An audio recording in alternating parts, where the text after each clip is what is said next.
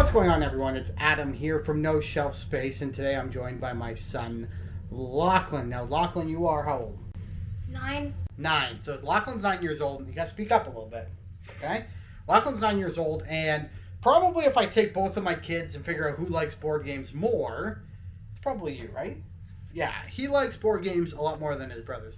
So every once in a while, we're going to bring Lochlan on the channel to talk about some of the games that he really enjoys. Let's talk about some things you've played. You've played, not about this game, we won't mention this one, but you like to play Marvel United, right? You do that one with Grandpa. What else do you like to play? You like to play the unlocked games? Yeah. What else? Think about the games that we have. What do you like to play? Uno. Uno, that's a classic, right? Yeah, you love your Uno. Yeah. But like harder board games, there are some that you like. You can play Sushi Go Dice. Yeah. You've played Sushi Go Dice. Have you played Planted? I think you've played Planted. No? Okay. Corinth. Corinth, yeah, you like Corinth quite a bit, right? Yeah, Corinth is a fan of his. He's a fan of Corinth. Yeah. All right, but what we're going to talk about today is a adventure, not legacy game, campaign game that he's been playing with my wife and I, and we're talking about the Adventures of Robin Hood. Now this is, and I'll give you just a quick shot of the back. This is like a narrative adventure board game, and what you're doing is essentially doing a lot of things around Nottingham. And there's the castle, and there's the sheriff, and everything else. And essentially what you're doing is following along to a narrative book. Like there's an actual book that you can read through, and it tells a story, and you run the story over, I think, 7 or 8 missions.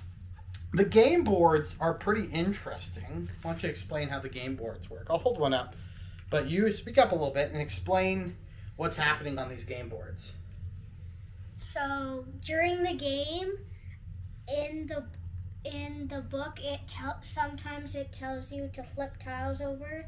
So you take the tile, and then you can flip it over, and it shows something. It shows something, yeah.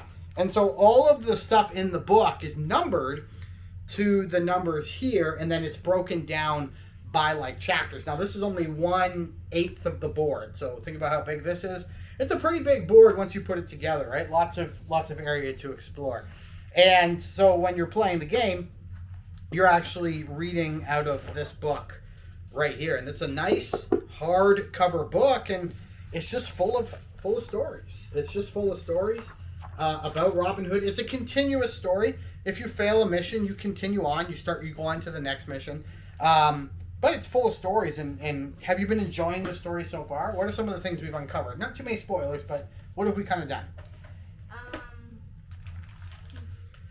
Broke into the castle. Yeah, we broke into the castle. What else? We've unlocked a camp. Yep, we unlocked camps for Robin Hood and his friends. Yeah, of course.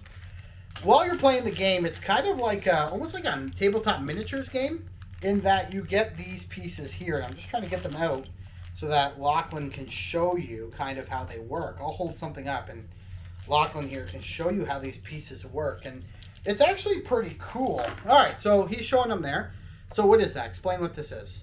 So there's 2 different move types. So this one is you can run further. That's a long move, as you can see how long that is. I'll hold that one up while you do the other one. That's a long move. And then this one is, so you have 2 of these. You can connect them together to make a bigger one. Yep, and you can even add this one to make it even farther. And then what you're doing is essentially, and if I have the board here, I can show you. If I have my figure, and my figure's right here, and let's say, hold up, Lochlan. Let's say I want to get over to the carriage. I will use movement pieces like so. As you can see here, I'll use movement pieces like so until I have a figure over here, and I just dumped all the pieces on the floor. But essentially that's how you move around the board. You're using these movement figures. Now there's other pieces here. We've got these round tokens, of course, which represent whose play it's going to be, and they're going to be all thrown. We're a little bit of a mess over here, aren't we, bud? Yeah, move in so people can see you. We're a little bit of a mess, aren't we? So we have this black bag, and we're going to be throwing discs and seals and little cubes into this black bag as the story goes on. It'll tell you what to do. these big cubes here, and I'll just show one off really quick. What are these big ones? So if you draw this one, then it's the teal player turn. And if you draw this token, then one of the bad characters The bad characters goes. If you draw the red one, all of the soldiers get to do stuff that are up. And then there's just different color ones for all the other players. If you draw a gray one, you can choose any character to take a turn. And if you draw the white one, every character gets to take a turn. So that's kind of how the system works. And again, you'll see all these cubes in the bag, specifically the purple and white ones. The purple ones kind of dilute your bag. The white ones are the ones you want to pull out when you're doing some fighting and stuff like that. And the way to get them is by not using a long Yeah, you get a... Oh! Sorry, we lost you for a hot second. If you don't use your long movement tool on a turn, you get to throw a white cube in the bag. And every character that doesn't use this gets to throw a white cube in the bag, so hopefully that'll help you draw white cubes later on. But overall, I don't want to spoil anything. There's so much stuff here that we could spoil. And in fact, we haven't even touched this yet, but we also have the expansion called Friar Tuck in Danger, which we're looking forward to playing. I think we've got a couple more missions left in the base game first, but what's one thing you love about the experience? What is one thing you're like, this is my favorite thing about the game? The battling. The battling. Why don't you explain how the battling works? So when you walk up to one of the guards, you can fight them. So by fighting them, you grab the bag, and then you have to draw, and you get 3 draws. And if you draw a white cube, then he's defeated. But if you draw all 3 purple cubes, then you do not defeat him. You do not defeat him. So ideally, you actually want to draw 2 purple cubes and then 1 white cube, because that takes 2 purple cubes out of the bag for later. But ideally, in those 3 draws you want to pull out 1 white cube. And there are items you can get that allow you to pull out more cubes and stuff like that. But that's probably your favorite feature. I think my favorite feature is actually just how the book works. It's a nice, first of all, it's a nice quality book. And all the stories are contained in here. And so when you pick a specific number like this, so here we go. If we were to talk to the merchant, this is just an example. If we were to talk to the merchant, we actually pick which mission we're on.